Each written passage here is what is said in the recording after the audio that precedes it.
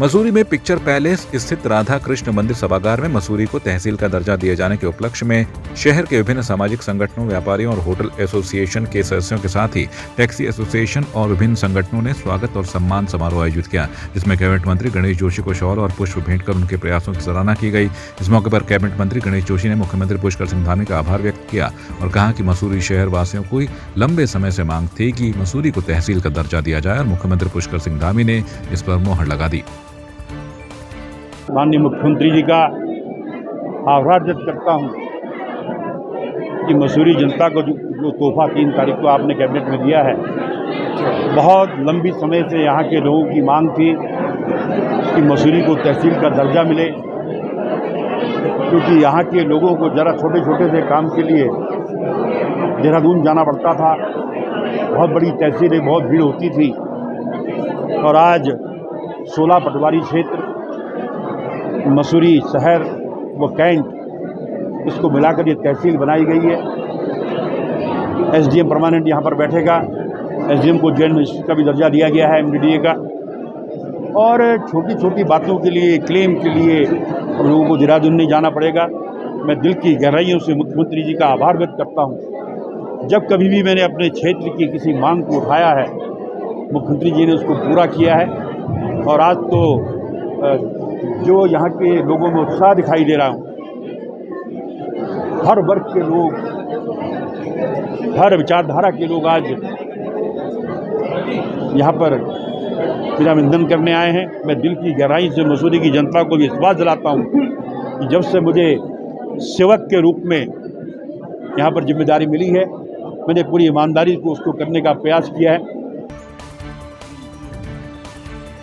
बेरीनाग में अटल आदर्श राजकीय inter college में क्रांति तीर्थ श्रृंखला के अंतर्गत स्वतंत्रता संग्राम सेनानी परिवार के सदस्यों का सम्मान समारोह आयोजित किया गया। कार्यक्रम के मुख्य अतिथि एसडीएम बेरीनाग अनिल कुमार शुक्ला ने कहा कि क्रांति वीरों के संघर्ष से हमें आजादी मिली है। दौरान आजादी के अमृत महोत्सव क्रांति तीर्थ श्रृंखला के तहत 33 स्वतंत्रता संग्राम सेनानियों के परिजनों को सम्मानित किया गया। ये कार्यक्रम बेरीनाग, गंगोलीहाट, थल, मुंशियारी क्षेत्र के ऐसे क्रांतिकारियों के परिवारों को सम्मानित करने के लिए किया गया है जिन्होंने राष्ट्र के लिए स्वतंत्रता संग्राम में अपने जीवन की आहुति दी है। ये कार्यक्रम उन लोगों के प्रति एक छोटा सा सम्मानपूर्ण एक प्रतीक चिन्ह है जिन लोगों ने देश के यज्ञ में अपनी आहुति देते हुए भारत को स्वतंत्र कराया है। लाल कुआं रेलवे स्टेशन सहित देश के 508 रेलवे स्टेशनों का प्रधानमंत्री नरेंद्र मोदी ने अमृत भारत स्टेशन योजना के तहत शिलान्यास किया। लाल कुआं रेलवे स्टेशन पर आयोजित वीडियो कॉन्फ्रेंसिंग शिलान्यास कार्यक्रम में केंद्रीय रक्षा राज्य मंत्री अजय भट्ट सहित जिले के कई बीजेपी विधायक और पदाधिकारी मौजूद रहे। वहीं प्रधानमंत्री नरेंद्र मोदी ने लाल कुआं रेलवे जंक्शन समेत 508 रेलवे स्टेशन के पुनर्विकास का शिलान्यास किया। वीडियो कॉन्फ्रेंसिंग के जरिए प्रधानमंत्री नरेंद्र मोदी ने रिमोट दबाकर सभी स्टेशनों का शिलान्यास किया। एक इतिहास देश में माननीय प्रधानमंत्री जी ने रच दिया है। कभी किसी ने सोचा तक नहीं होगा कि इस तरह से छोटे छोटे कस्बों में भी हमारे जो स्टेशन हैं उनका कायाकल्प होगा। ये अंतर्राष्ट्रीय मानकों के आधार पर अब हमारी ये स्टेशन तैयार होंगे। जैसे लाल कुआं बहुत छोटा स्टेशन था, यहाँ पर जब हम लखनऊ के लिए जाते थे, जब विधायक थे, तो उस समय यहाँ पर कोयले से छोटी गेज की हमारी यहाँ से ट्रेन चलती थी।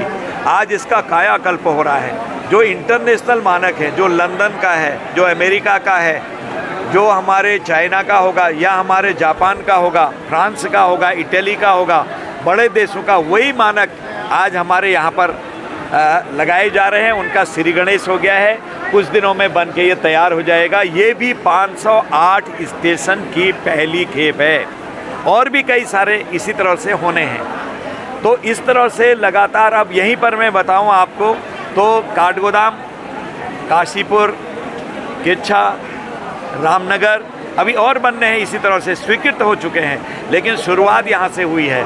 हल्द्वानी है और टनकपुर है, कई और स्टेशन ऐसे हैं जिनको हम थोड़ी बहुत कमियां रह गई थी उसको भी पूर्ति करके उनको भी ऐसे ही बनाएंगे। कि अमृत भारत स्टेशन योजना के अंतर्गत जो देश के विभिन्न भागों से रेलवे स्टेशन चुने गए हैं उसमें लाल कुआं रेलवे स्टेशन में भी इस देश के माननीय प्रधानमंत्री आदरणीय मोदी जी के विजन के अनुरूप इन स्टेशनों के कायाकल्प का, इनके विस्तारीकरण का, इनके सुदृढ़ीकरण का कार्य किया जा रहा है, जिसमें लालकुआं स्टेशन का भी लगभग 24 करोड़ रुपए की लागत से यहाँ पर विस्तारीकरण की योजना है। इससे पूरा क्षेत्र न केवल अपना लालकुआं बल्कि पूरा कुमाऊं क्षेत्र, क्योंकि वह कुमाऊं का प्रवेश द्वार है, और यहाँ पर होने वाली तमाम नई ट्रेनों के संचालन से, इस स्टेशन के विस्तारीकरण से स्टेशन में तमाम अत्याधुनिक सुविधाएं, वो चाहे एस्केलेटर से हो, चाहे लिफ्ट हो और अन्य वातानुकूलित कक्ष हो, इन सब का निर्माण यहाँ पर किया जाएगा। तो मुझे लगता है कि पूरा कुमाऊं का क्षेत्र इससे लाभान्वित होगा। मोदी जी द्वारा जो आधारशिला रखी गई है लालकुआं स्टेशन को पुनर्विकसित किए जाने की, सफलतापूर्वक ये कार्यक्रम संपन्न हुआ। इसमें सभी 506 स्टेशनों का एक साथ उन्होंने जो आधारशिला रखी है और ये सभी स्टेशन कनेक्टेड थे। इस योजना में लालकुआं के लिए जो सुविधाएं बढ़ाई जा रही हैं, बहुत ही वृहद स्तर पर ये सुविधाएं दी जा रही हैं। हर प्लेटफॉर्म पर एस्केलेटर, स्वचालित सीढ़ी हमारे बुजुर्गों के लिए, दिव्यांगजनों के लिए या फिर जो कमज़ोर लोग हैं, इतनी सीढ़ियां जो चढ़ने में उनको परेशानी होती है, हर प्लेटफॉर्म पर इस प्रकार की स्वचालित सीढ़ी और लिफ्ट का प्रावधान किया गया। यहाँ पर एक बहुत बड़ा मॉड्यूलर टॉयलेट बनेगा पब्लिक की सुविधा के लिए। सर्कुलेटिंग एरिया का विकास होगा, जिससे कि गाड़ियों का आवागमन सुगम होगा। पार्किंग की व्यवस्था डेवलप की जाएगी। इसके साथ ही यहाँ पर 12 मीटर यानी 40 फीट चौड़ा स्काई प्लाजा FOB, जो पैदल ऊपरगामी पुल प्लेटफॉर्म से प्लेटफॉर्म क्रॉस करने के लिए सुविधा दी जा रही है, क्योंकि यहाँ इसका सौंदर्यीकरण किया जा रहा है, हरित पट्टी डेवलप की जा रही है। इस स्टेशन को ऐसा सुंदर बनाया जा रहा है कि लोग आकर्षित होंगे और पर्यटन को अवश्य बढ़ावा मिलेगा। पूर्व मुख्यमंत्री और हरिद्वार सांसद रमेश पोखरियाल निशंक ने अमृत भारत रेलवे स्टेशन योजना के तहत रुड़की और हर्रावाला रेलवे स्टेशन के चयन को लेकर क्षेत्रवासियों को बधाई देने के साथ ही प्रधानमंत्री नरेंद्र मोदी का आभार जताया है। पूरे देश में 508 अमृत भारत रेलवे स्टेशनों का एक साथ शुभारंभ करने जा रहे हैं। हमारा सौभाग्य है कि हमारे प्रदेश में भी 3 स्थान पूरे देश में चिन्हित हुए हैं। ये भारत इस समय आज़ादी का अमृत महोत्सव मना रहा है और उससे जुड़े विभिन्न प्रकार की योजनाएं पूरे वर्ष भर में चल रही हैं। आज़ादी के अमृत महोत्सव में विकास से जुड़े हों, चाहे वैचारिक धरातल से जुड़े हों, चाहे राष्ट्रीय और अंतर्राष्ट्रीय स्तर के हों, मैं समझता हूं कि तमाम योजनाओं के इस श्रृंखला में जो कल होने वाला है यह आयोजन, जिसको प्रधानमंत्री जी वर्चुअल उद्घाटन करेंगे, और हमारे देहरादून में ये हर्रावाला स्टेशन और रुड़की 2 रेलवे स्टेशन यहाँ पर इस लोकसभा में, जो हरिद्वार की लोकसभा में 2 ये चयनित हुए हैं। मैं मुख्यमंत्री जी को इसके लिए बधाई देना चाहता हूँ, देश के प्रधानमंत्री को धन्यवाद देना चाहता हूँ कि यदि आप देखेंगे तो आज़ादी के बाद सर्वाधिक पैसा अवस्थापनाओं पर उत्तराखंड में आया है। मैं समझता हूँ कि चाहे सड़क मार्ग हो, चाहे रेल मार्ग हो, चाहे हवाई मार्ग हो, यदि इन तीनों मार्गों को देखेंगे आप तो देश की आज़ादी के 60 वर्ष एक तरफ होते हैं और ये 9 वर्ष बेमिसाल जो मोदी जी के होते हैं ये बिल्कुल अलग होते हैं। बीजेपी ने कांग्रेस प्रदेश अध्यक्ष करण माहरा के बीजेपी पर की गई अभद्र टिप्पणी की कड़ी भर्त्सना करते हुए बीजेपी प्रदेश मीडिया प्रभारी ने कहा कि इससे एक बार फिर पुनः स्पष्ट हुआ है कि कांग्रेस पार्टी सिद्धांतहीन और विचार विहीन के साथ संस्कारहीन भी है। वहीं बीजेपी प्रदेश प्रवक्ता विनोद सोयाल ने कहा कि सार्वजनिक जीवन में शब्दों का चयन और पद की गरिमा का ध्यान रखा जाना चाहिए। माहरा प्रदेश के मुख्य विपक्षी पार्टी के प्रदेश अध्यक्ष हैं। सार्वजनिक जीवन में अन्य नेताओं की तरह उनके समर्थक और कई लोग उन्हें फॉलो करते हैं। ऐसे में इस तरह की अभद्र शब्दावली के प्रयोग का उन पर भी नकारात्मक असर पड़ता है।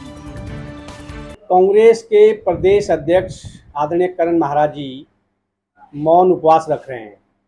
उन्हें पहले ये स्पष्ट करना चाहिए कि क्या ये मौन उपवास उनका जो उन्होंने उत्तराखंडियत को और गढ़वाल के लोगों को गाली गलौज की उसके पश्चाताप के रूप में कर रहे हैं, या वो आपस में जो उनकी लड़ाई झगड़ा चल रहा है उनके प्रदेश महामंत्री और उनके प्रवक्ताओं की जो आपस में झगड़ा चल उसको लेकर के मौन उपवास कर रहे हैं।